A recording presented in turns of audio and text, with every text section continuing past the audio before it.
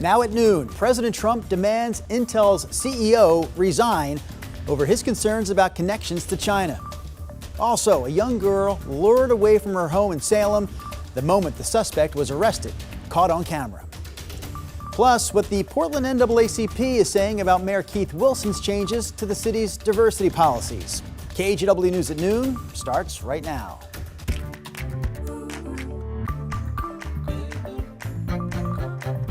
Thanks for joining us here at noon. I'm Drew Carney. Our top story here this afternoon, an 11-year-old girl with autism who went missing from her family's home in Salem earlier this week is safe this afternoon.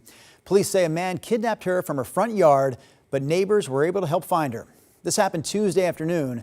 While looking for the girl, a neighbor said they noticed some strange activity in an area covered by bushes. That's where officers found the girl and the suspect, Elijah Galaviz Arce, who's charged with kidnapping and sex abuse. That's a look at the suspect right there on your screen. This surveillance video shows his arrest, which happened just about a quarter mile from the girl's home. We also had a chance to speak to her father. I don't let them go by themselves anywhere for this reason. I am pissed at anybody who thinks that this is okay.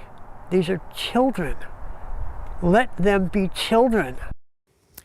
Detectives say Arce has a criminal record that includes prior sexual offenses. Also this afternoon, Intel shares are dropping after President Trump said the company's CEO needs to resign immediately because of his ties to China. The president described Intel CEO Lip-Bu Tan as, quote, highly conflicted. Republican Senator Tom Cotton sent a letter to the chair of Intel's board expressing concern over Tan's investments and ties to semiconductor firms that are reportedly linked to the Chinese Communist Party and the People's Liberation Party. He asked the board whether Tan still had a financial interest in these companies. We also reached out to Intel. So far, though, the company has not commented. Police in Longview are searching for a man right here, you see, accused of stabbing two people and killing one of them. They say Alexander Rogers may still be driving a partially black spray-painted BMW. You see it right there, with a Washington plate that starts with B&U. He's accused of killing Dawn Peters and trying to kill Andrew Peters. Police say they were found in a home off 42nd Avenue and Pennsylvania Street on Tuesday. Investigators believe that Rogers is still in the area. Crews responded to a fire at an apartment complex in Gresham just after 4 o'clock this morning. A resident at the complex told us they noticed smoke coming from their neighbor's unit. They also said they believe the neighbor started the fire, and it's something they've done before. And I went through my front door and saw there was smoke, and so I woke up my roommate, grabbed her cats, and we got out.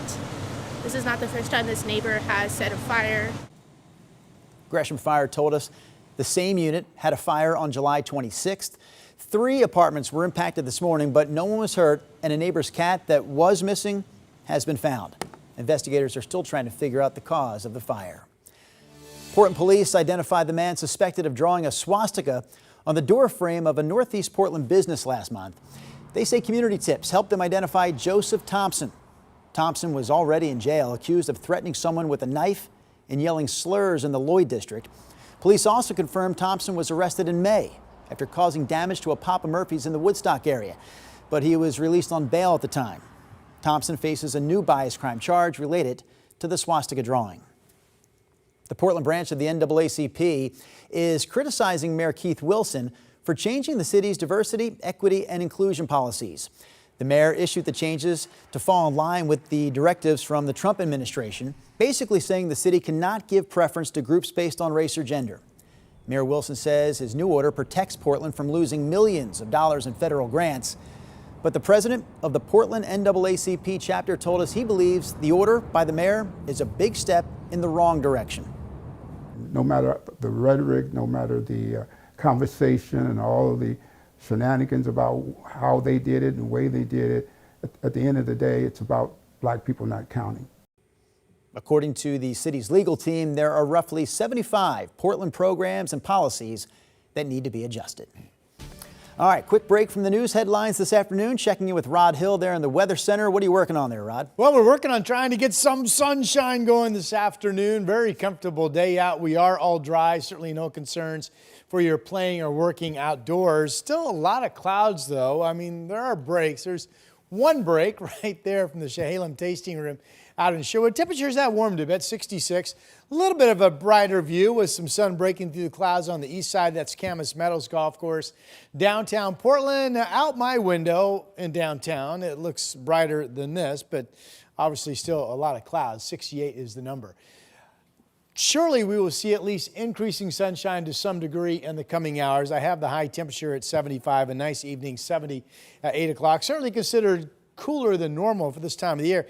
And if you haven't seen these rain totals, yesterday Portland PDX was actually the wet spot in Oregon. We picked up 43/100ths of an inch.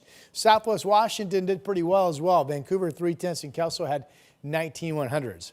A dry forecast turns hot as we go into the weekend. We'll have that update for you coming up shortly. All right, thank you, Rod.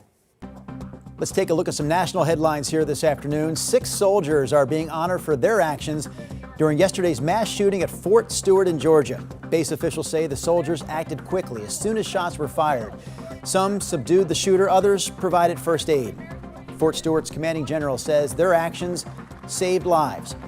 5 soldiers were hurt, but 3 were released from the hospital yesterday. The suspected shooter, meanwhile, is in custody. The man accused of killing a family of 4 in Tennessee appeared before a judge today. Austin Drummond was taken into custody in Jackson, Tennessee after a statewide manhunt.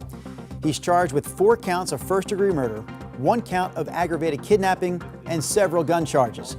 Prosecutors revealed that the state will seek the death penalty in this case. A Florida woman is under arrest accused of working as a nurse without a license. Deputies arrested Autumn Bardisa on Tuesday. Court documents say she lied 2 years ago about passing her exam during the hiring process for an advanced nurse tech job. They say she also provided the license number matching another person with the same first name but a different last name. They say she had contact with thousands of patients. The Trump administration says it wants to bring more transparency to the college admissions process. The president is expected to call on Education Secretary Linda McMahon to overhaul the database that reviews trends for admission considerations. 2 years ago, the U.S. Supreme Court ruled that colleges cannot use race to grant a student admission. But the White House says there is not enough information to make sure that ruling is being followed. And that's a look at some of today's national headlines. Local health officials are pushing back against the Trump administration's cuts to vaccine research. Health and Human Services Secretary Robert F. Kennedy Jr. is terminating 22 contracts focused on developing mRNA vaccines. Experts say mRNA research has saved millions of lives. Multnomah County health officials are questioning why the federal government would make cuts to research, saying it's instrumental. But Kennedy claims that mRNA technology poses more risks than benefits for respiratory viruses. I think it's always a good idea to get the latest COVID vaccination because your immune system needs a new blueprint. Essentially, the structure has stayed the same, but maybe the doors have changed, the windows have kind of changed a little bit. Now we're developing a universal vaccine at NIH, which is a vaccine that addresses the entire phylum of viruses. And so it's a vaccine that mimics natural immunity. And it is effective against any kind of mutation, so it doesn't drive the virus to mutate. Both OHSU and Providence have used this technology in cancer research studies. The Oregon Health Authority says it's waiting for more information on what this news means, but also says vaccines are still recommended and available.